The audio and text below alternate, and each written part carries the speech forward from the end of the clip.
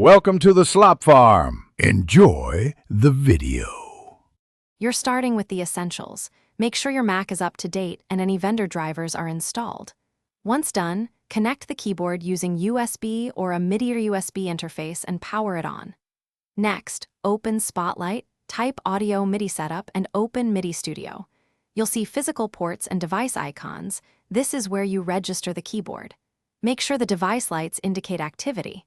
If a driver request appears, allow it so the OS recognizes the device immediately. You now configure the middle steps. In MIDI Studio, locate the keyboard icon or add a new device and double-click to set its name and ports.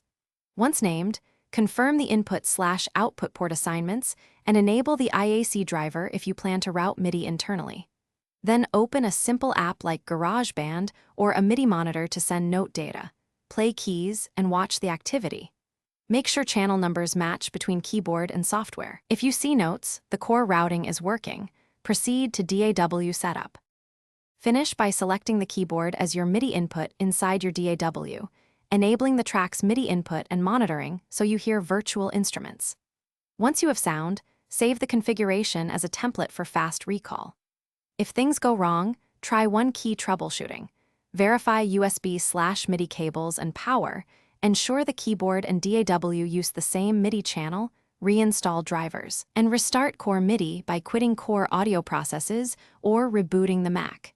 If still stuck, test the keyboard on a... Thanks for watching.